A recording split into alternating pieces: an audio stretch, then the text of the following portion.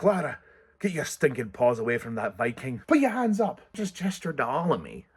Who are you and what do you want? Nobody. I mean, in Burke, we have dragons. You call yourself a Viking?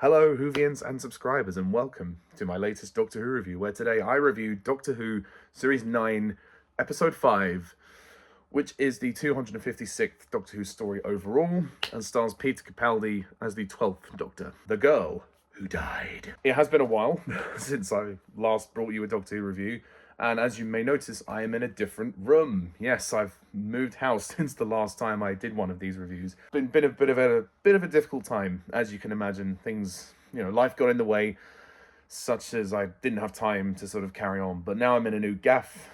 Let's get this show on the road, shall we? After an adventure and a half in space, the Doctor and Clara are kidnapped by 9th century Vikings. However, to make matters worse, hostile aliens have also arrived in the Vikings' village. They are provoked into declaring war on the village by a stubborn girl. By the end of the adventure, the Doctor will learn where it was that he saw his own face before and the reason why he chose it. The girl who died. Now, I think it's fair to say Series 9 has been something of a mixed bag so far, based on the first two stories. The first story, which was 2 parts, The Magician's Apprentice, The Witch's Familiar, was crap. Then you had Under the Lake Before the Flood, which was amazing. So really, this could go either way, and for me, this story sits bang smack in the middle of those, in the fact that I think this is a good, solid story, but I don't think it's great. And you might be wondering why I'm reviewing just the first episode. Well, technically speaking, The Girl Who Died is its own story. It's not necessarily part 1 of the next episode, which is The Woman Who Lived. Some people would consider this one and the next one to be one story, and if you want to consider that, then fair enough. But for the purpose of accuracy, I'm going by the TARDIS wiki page, and they are stating that this is its own story. So the next episode will be reviewed in the next video. So as for this story, well, it's nothing spectacular. It is not anything amazing. I hadn't seen this for quite a long time, not since it first aired back in 2015, but I really enjoyed this one. I thought it was great fun. It's nothing dense, it's nothing convoluted like we used to with some of the Moffat episodes. It's solidly written, but I do feel like it is kind of a setup for the next story, and it's basically here to big up a shielder, Maisie Williams' character. Maisie Williams is a very famous actress who you may know from Game of Thrones. She is playing a big part in this story called The Shielder. She is the girl who died. I mean, it's not every day you get a spoiler in the title, is it? And I like her relationship with the Doctor and Clara throughout the story, and how kind of courageous a Shielder is, how she's willing to go to war with these aliens and stare death in the face. We do see a little bit of a glimpse into the relationship with her and her father, which is really nice and seems very solid. And it seems as though everybody respects her in this village. As far as the setting goes, it's quite basic. It's kind of this old Viking medieval village, blacksmiths and weaponry and all of that jazz. And it looks fine. It looks aesthetically pleasing. I can imagine this is one of the cheaper episodes to produce. It feels cheaper than some of the others, not to its detriment though. And as such, we do get some entertaining action spectacle in this story, and it is good fun to watch, I will say that.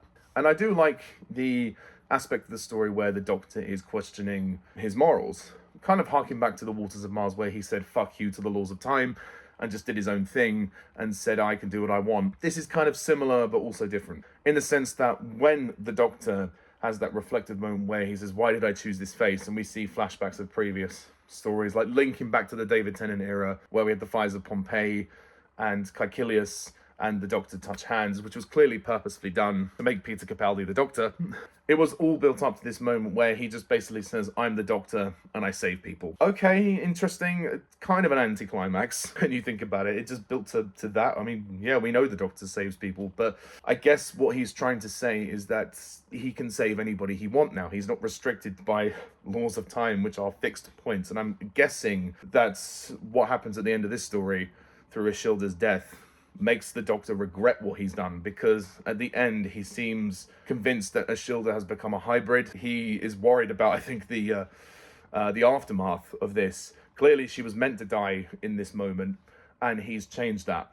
So the next story will obviously follow that, and we will see how she will kind of live a immortal life. I have to say, it is quite nice to see Clara get a bit more sidelined in this story, because Clara has been getting on my nerves and quite a few other people's nerves throughout the Peter Capaldi era. But she is good in this story. Jenna's very good. There is that one moment where she is with Ishilda talking to Odin and she's trying to square up to him. She is trying to act a bit like the Doctor. But aside that, Clara's very good in this story. I think the story fails on its villain. Odin as a villain is very underwritten, underdeveloped. The design is kind of basic. The fact that he's revealed to be kind of this alien who is disguised by this kind of holographic projection is kind of, it's kind of an afterthought. It feels like the villains were sort of written very late in the day and they were just kind of pasted in there just because we needed some kind of Viking-like antagonist. And the aliens, the Maya, or whatever they're called, they have armor that looks very similar to the Jadoon. So I didn't find them the most originally designed, and we don't really get to see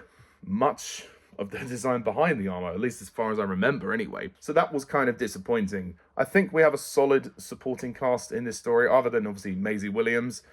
We've got David Schofield as Odin, Simon Lipkin as Nola, Ian Conningham as Chuckles, Tom Sturton as Lofty, Alistair Parker as Limpy, Murray MacArthur as Haston, and then Barnaby Kay as Heidi. They're all good. They serve their purpose. They're not necessarily two individual characters, but they are serviceable for the story. And that's another thing about those characters, the names. The names are obviously done for comedic effect, and this is again bringing my point that Capaldi, he is just not the most comedic Doctor. I don't think this humor works for him, and I think it's the writing's fault. The fact that they're writing this comedy, try and make him goofy like Matt Smith, and it just doesn't really work for me. I just never saw his Doctor as funny. Often Capaldi's comedic delivery in this story feels very awkward and very stilted. It doesn't feel very natural to me. So in that respect, I think that's a criticism I have to knock. But aside that, I do like Capaldi in this story, and I like his energy, his nuance, and his self-reflective moments. There's a lot of layers to his performance in this one. It's just the comedy that doesn't work. But overall, this is a solid enough, entertaining Doctor Who story. It's not the scariest story. It's not the greatest thing ever written, but it's a fun time, and that's all we want at this point. That's all we want from Doctor Who. So to give it a rating, I'm going to give this story, I'm going to give it an 8 out of 10.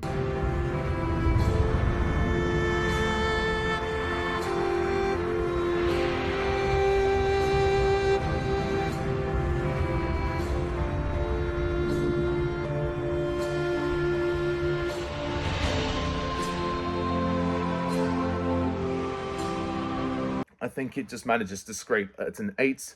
But I stand by my criticisms. Thank you all for watching this installment of Doctor Who Review. Please comment down below. Let me know what you think of the story. I'd like to give a couple of shout-outs. I'd like to shout out Nicholas Payne, and I'd like to shout out Sam Harrison. So stay tuned next time when I review The Woman Who Lived. So until then, I'm Pajak's Perspective. See ya, and bye for now.